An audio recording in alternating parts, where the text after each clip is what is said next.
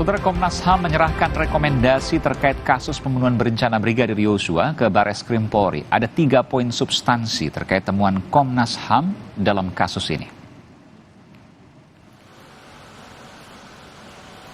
Ketua Komnas HAM Ahmad Taufan Damanik menyerahkan rekomendasi Komnas HAM ke Irwasum Polri Komjen Agung Budi Marioto. Rekomendasi ini disimpulkan berdasarkan pemeriksaan Komnas HAM terhadap tersangka, saksi ahli, hingga pengumpulan data dan rekonstruksi di kasus pembunuhan berencana Brigadir Yosua.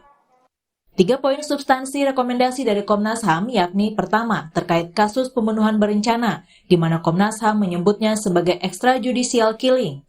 Poin kedua yakni tidak adanya penganiayaan, dan poin ketiga di mana Komnas HAM menyimpulkan memang ada tindak pidana obstruction of justice atau penghalangan penyidikan oleh Ferdy Sambo.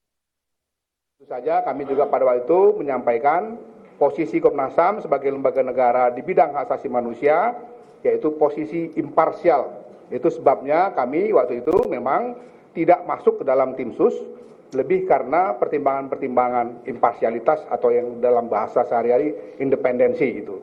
Dan Komnas tentu saja sebagai lembaga mandiri tadi memberikan laporan pembanding supaya akurasi, validitas dari konstruksi peristiwa pembunuhan saudara Brigadir Yosua ini bisa betul-betul diungkap. Sebagaimana prinsip-prinsip keadilan yang memang diatur dalam perundang-undangan kita maupun di dalam prinsip-prinsip hak asasi manusia.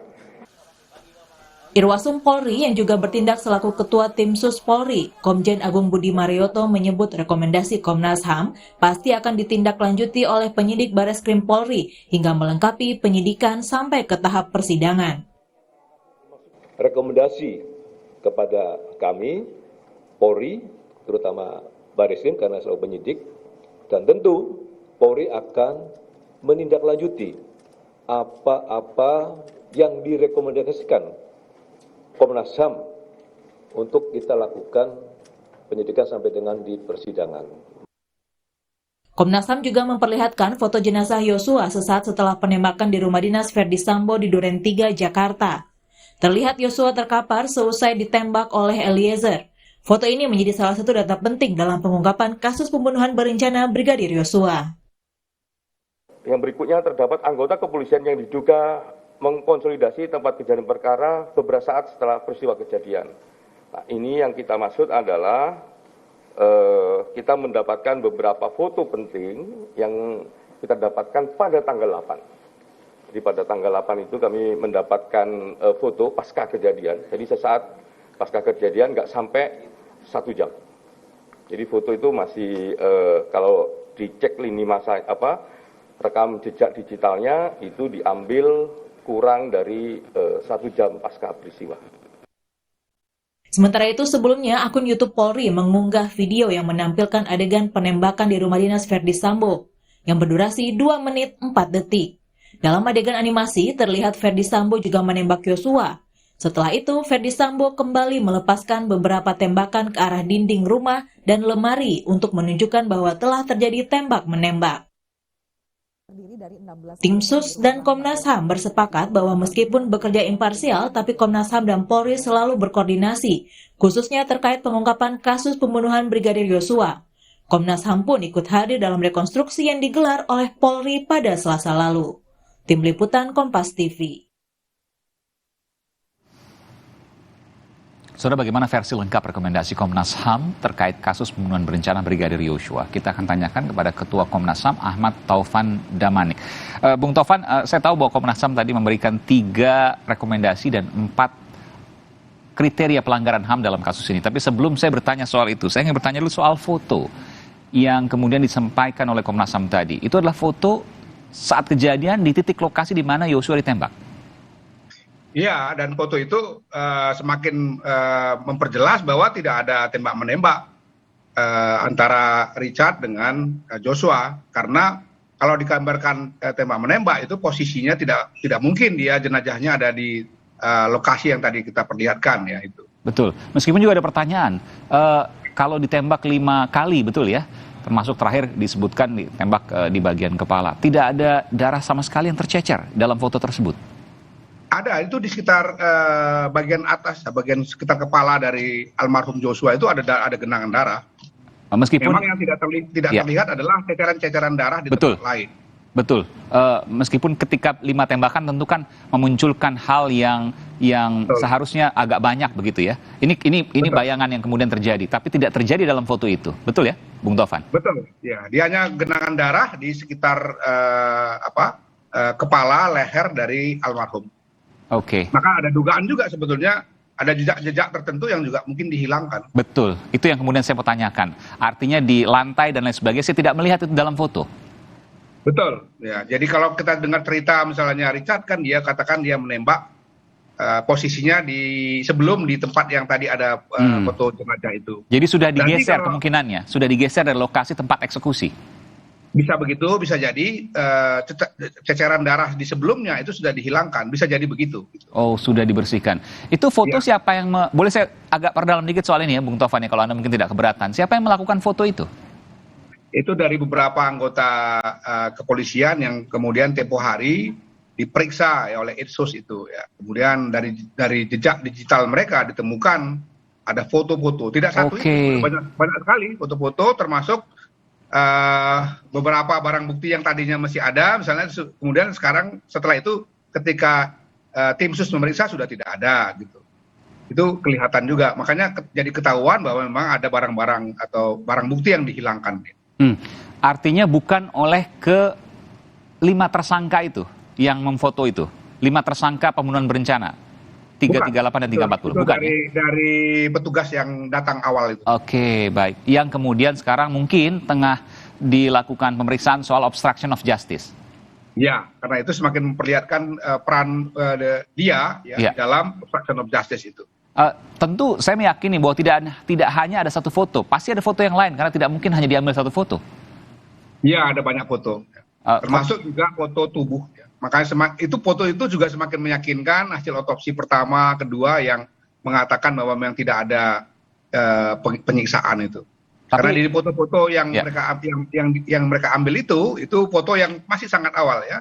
Iya. Sebelum ambulans datang. Jadi kelihatan memang tubuhnya bersih dari unsur-unsur penyiksaan. Bersih dari unsur-unsur penembakan yang lain juga mungkin tidak terlalu tampak kecuali memang yang mau diskenariokan ada tembak menembak. Meskipun dari sisi lokasi itu tidak mungkin ada tembak menembak di situ, begitu ya? Betul, kalau dia menerangkan seperti yang di awal itu terhalang oleh pelapor, jadi tidak mungkin ada tembak menembak. Makanya saudara FS ini kan ketika mau membuat tembakan-tembakan yang seolah-olah tadi itu dia berpindah tempat dari tempat dilakukannya penembakan terhadap Joshua supaya bisa mengenai ruang atas di dekat tangga di rumah saudara FS ini. Baik, ini tentu masih terus kemudian dilakukan penyelidikan oleh polisi. Tapi Komnas HAM sudah menghentikan proses penyelidikan ini. Saya ingin konfirmasi. Ya, karena tugas kita yang pertama adalah mencari dugaan-dugaan pelanggaran HAM yang terjadi dalam peristiwa ini. Kemudian yang kedua, menjadi pembanding sebetulnya bagi penyidikan atau penyelidikan yang dilakukan oleh kepolisian. Dan itu kita selalu komparasikan ya. Tadi juga kita ketika mempresentasikannya juga menjadi komparasi bagi hasil yang sudah atau sedang dikerjakan oleh penyidik itu. Ada 3 rekomendasi dan 4 temuan pelanggaran HAM. Bisa Anda jelaskan ini, Bung Taufan? Ya, kalau pelanggaran HAM-nya yang jelas pasti adalah soal hak untuk hidup ya. Yang kami kemudian konstruksikan itu dalam konsepsi yang biasa dikenal dalam dunia hak asasi manusia sebagai extrajudicial killing ya. Kemudian kalau dalam dikonversikan dalam KUHP kita menjadi pembunuhan berencana pasal 340.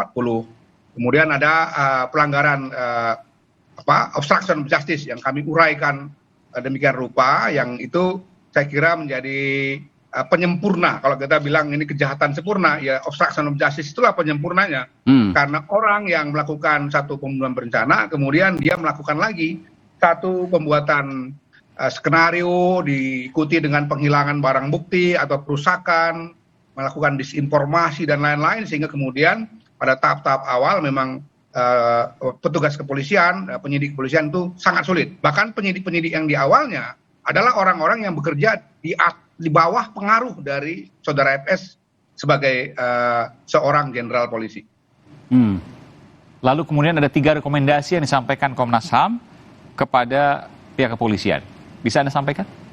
Ya, yang pertama tentu kalau berkaitan dengan extrajudicial killing atau dikaitkan dengan pembunuhan berencana, sudah tepat ya kita rekomendasikan juga sebelumnya sudah dijalankan. Sekarang dalam proses antara kejaksaan dengan kepolisian untuk nanti dilanjutkan di dalam sidang pidana kan gitu.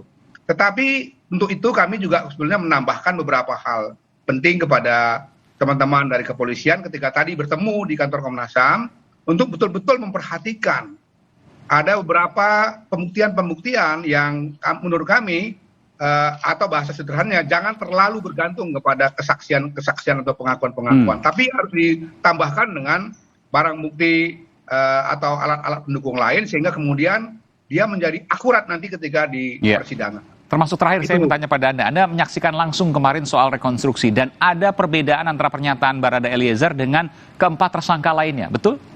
Yang paling utama dengan FS soal siapa yang menembak. Saudara FS tetap tidak mengakui bahwa dia ikut menembak, tetapi Barada E dia tetap berkeyakinan ya, bahwa dia hanya menembak 3-4 kali di awal ya, dia tidak terlalu ingat katanya, tapi sekitar 3-4 tembakan. Setelah itu ada 2 tembakan yang dilakukan oleh saudara FS. Tetapi yang sama di antara mereka adalah Barada E maupun FS sepakat bahwa penembakan yang dilakukan oleh Barada E itu atas perintah dari saudara FS. Jadi kemarin ada beberapa memang yang tidak dilakukan dalam rekonstruksi, tapi juga tidak dilakukan penggantian soal penembakan ini misalnya.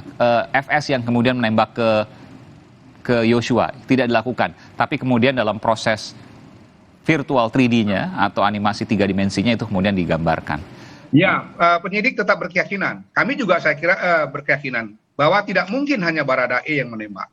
Karena dari bukti-bukti otopsi, baik otopsi yang pertama maupun otopsi ulang, memang ditemukan ada besaran lubang yang berbeda dalam tubuh saudara almarhum Joshua. Yang kedua, dari uji balistik juga ditemukan bahwa memang ini tidak dari satu jenis peluru yang sama. Dengan demikian, sangat jelas bahwa itu pasti dilakukan oleh 2 orang dengan atau lebih dengan 2 senjata yang berbeda. Kalau senjatanya sama, tentu lubangnya tidak akan sama, jenis pelurunya tidak akan sama. Baik, terima kasih. Ketua Komnas HAM, Bung Taufan Damanik, yang tidak mencalonkan lagi untuk periode berikutnya ya, Bung Taufan. Ini adalah mungkin hasil penyelidikan terakhir Anda. Baik? Insya Allah. Baik, terima kasih Bung Taufan Damanik. Terima kasih Mas Eman. Memberikan informasi di Sapa Indonesia Malam. Selamat malam. Saudara